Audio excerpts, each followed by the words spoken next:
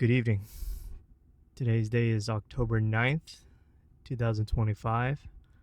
This is my first video for my channel. I'm using this as a way to reflect more clearly on the experiences I'm having currently, as well as past experiences I've had.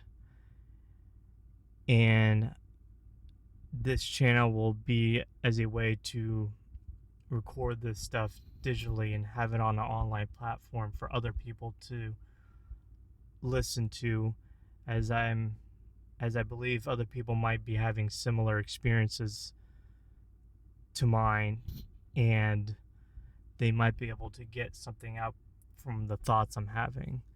That being said, this channel isn't dedicated for doing deep research into anything in particular. I'm not going to be using any sort of articles or statistics or data to help back up any claims I make about anything here. This is just purely me talking about my life and how I perceive it.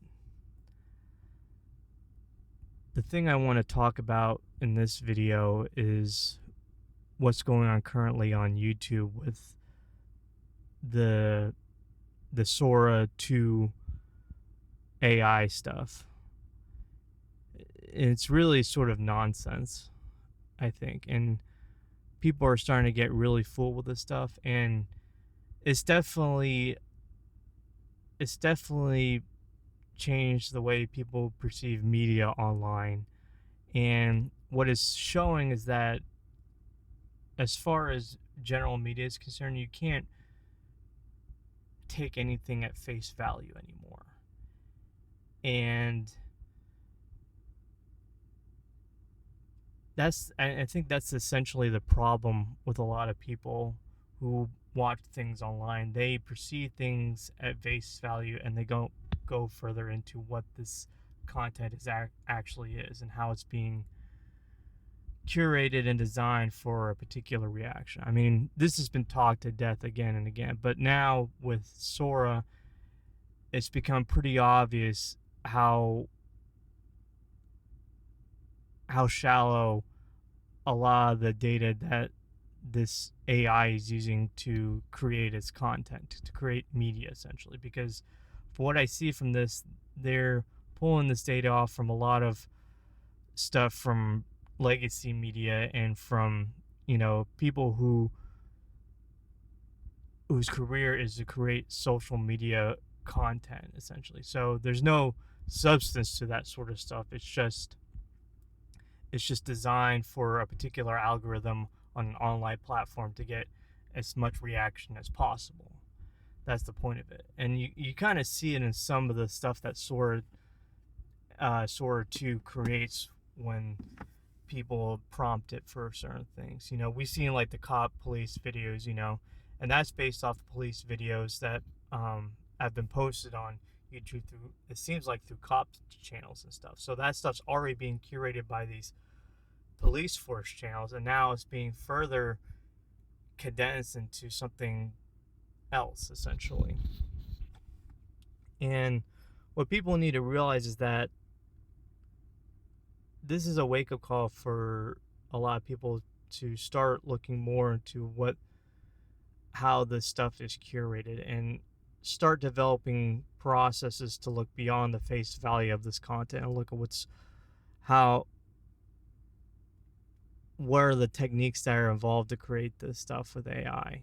And you can do that and that's the step we're at currently. We haven't developed those processes yet, but now we're starting to recognize that we might need to. And I believe it's very possible. I mean, if you look at history, like, this isn't something novel where people had a hard time perceiving something as real. There's been plenty of other situations in other industries where people have developed processes to determine mimics from the real thing. And one analogy I can use is, panning for gold. When people were going out west to try to make their fortunes, one of the issues they came across was the problem of fool's gold, which is just this sort of pyrite compound sort of mineral that's has a lot it looks very similar to gold, and it's very convincing if you don't know what you're not only do you not know what you're looking at, but you don't understand the process of separating it from real gold. And if you were to take it as face value, you would think fool's gold is the real thing. But the reason why they call it fool's gold is because if you actually understood that industry, you would know only a fool would think that, you know. And what I mean by that is that they develop as people they develop the process of panning, which is this process of separating the gold from everything else. And one of the things you know, and if you know the process of panning, is that fool's gold has a tendency to float in water, where gold has a tendency to sink to the bottom and stay at the bottom. So if you're panning around the river and you see all the stuff on the surface that's shiny, it's not the gold, it's the stuff at the bottom that matters. And so that's the process that these prospectors use to essentially separate the real from the fake. And I believe we're starting to get to that point now where we need to start developing those processes to determine uh, AI stuff from the real stuff, because with Sora now you really can't take things at face value anymore. And there's two ways to handle this depending on what type of person you are. If you're just some sort of average guy or girl who's has a regular job and doesn't have the time to focus on this stuff, on this AI nonsense, I would say just completely avoid anything related to this AI stuff altogether. Any media for that stuff, any media related to it, because you just won't have the time to recognize this stuff. And the problem with looking at stuff online, it happens so quickly that it forces you to take a look at things at face value. You don't have a way to properly analyze it or anything. So I wouldn't worry about it. And that's not to put these type of people down. It's just that's the reality of the situation.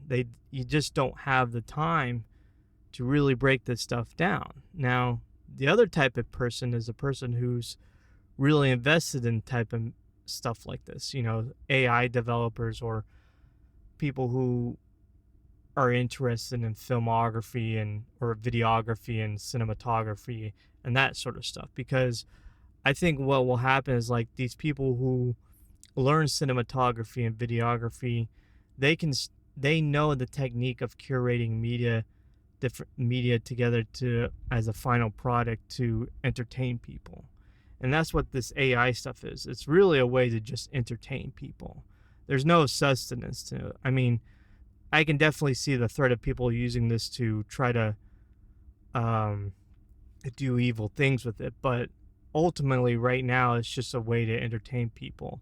And I believe people who have experience doing cinematography and videography, they can start developing processes which can help the general public to separate the AI media from the real media. And I believe that's where we're going, and I believe that's very feasible to do. I'm not too sure about all how it will be done. I just have a basic knowledge of that stuff from my job, where I do mainly real estate stuff, but I can see where this could possibly end up and how we can start developing anti-measures towards this onslaught of it really is AI slop.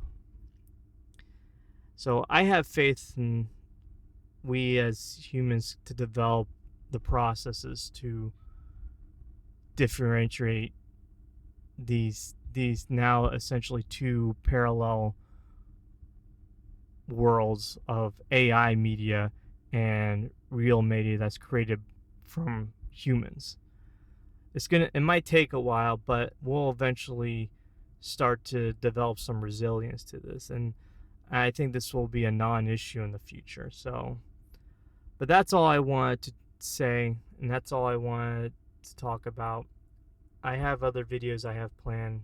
I have some other thoughts I want to get through, but this is just a start for my video, for my channel. Hopefully you guys enjoyed what I had to say. Um, I know it was good for me to talk about this for myself, but that's all. Have a good night.